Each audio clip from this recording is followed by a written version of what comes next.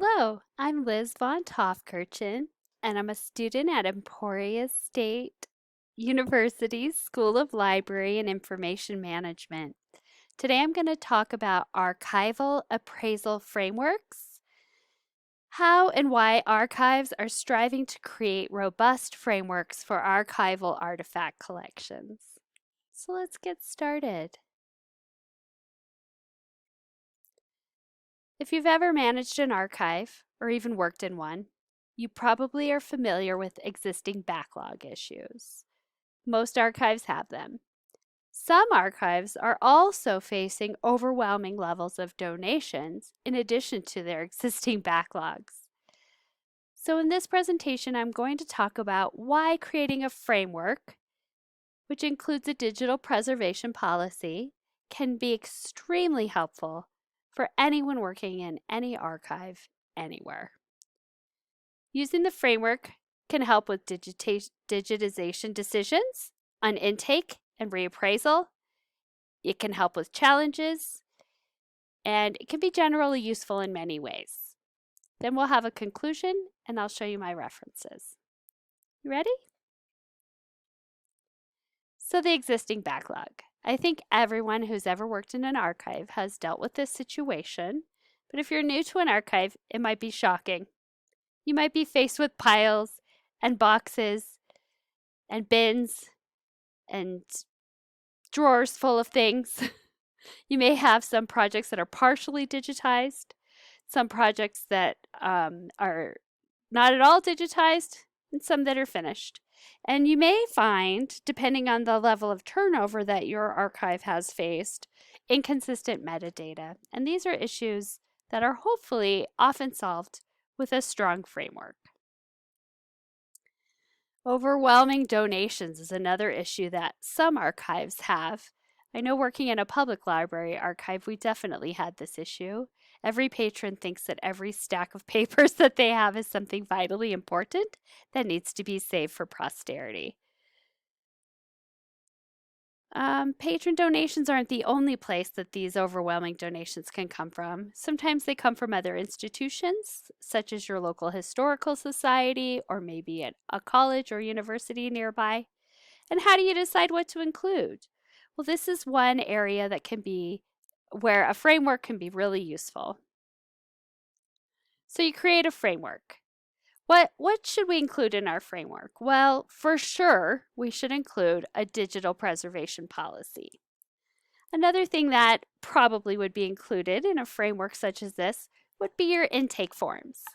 We all know how important intake forms are because they create the provenance of the items and they give you information for creating your metadata. You could also include workflow documents. These can be particularly helpful when you have new employees working in your archive, or maybe volunteers or student workers. And this will give them step-by-step instructions for digitizing content within your institution with your metadata practices and your specific equipment and software. Very useful. Highly recommend including those. You could also create criteria and a schedule for deaccession, and this can be really important, particularly if you're dealing with limited digital space or just those piles and piles of content and you need to know whether or not you should include it. Having a deaccession criteria can really help you determine if some of those things can be eliminated before you even waste your time digitizing them.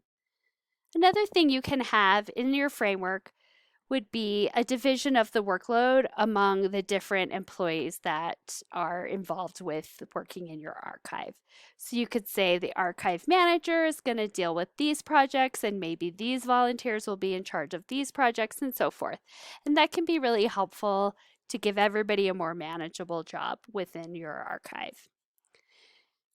When you're building these frameworks, always make sure to consider what your institution has in terms of resources. That can be financial resources. What are your actual physical resources that you already have? And it can also include the resources in terms of personnel. Who has hours to help you? And how can you use those hours effectively? Another thing that sometimes will be included in these frameworks would be existing relationships with other archives that may have overlap with what you collect. And those can be really helpful when you have things that you need to deaccession, or if you have donations that aren't a good fit, but you think it might work for their collection. Okay, so the most important piece of your framework is going to be your digital preservation policy. And inside your digital preservation policy, you will have these items here. And probably the most important part of this document itself is going to be these first two items, scope and the selection criteria.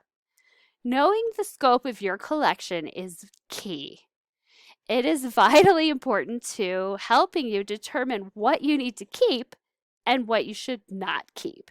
And this is going to help with your backlist and all of your backlog, and all of your donations that you're not sure. Maybe you're on the fence about it. Say a patron came in with their great grandfather's deed to the property and you're like, is this something that we should keep in our digital archive or not? So you're going to take a look at this policy and you're going to look at the scope and you're going to look at the selection criteria and you're going to say, does this deed fit? Yes or no? And you should be able to tell that when you look at this policy, and it's going to be so helpful.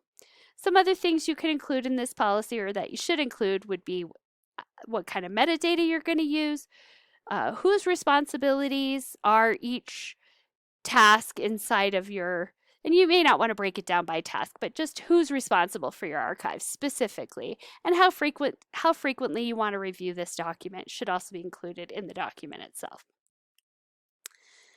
So having that digital collection policy and having this framework is going to help you with your intake decisions and reappraisal. So reappraisal is really important, particularly when you're dealing with limited space, which I think I mentioned. But this is going to make deaccessioning decisions a lot easier because now you have scope and you have criteria and you know exactly what you should include and what you should not include. One thing that not everyone considers that can be really helpful in terms of having this framework and having this digital preservation policy is in regard to challenges. And challenges with an archive are often going to be about privacy issues or copyright. So if you specify in your preservation policy or somewhere in this framework what you will keep in terms of privacy and what you will keep in terms of copyright, that can really help reduce the number of challenges you're going to get.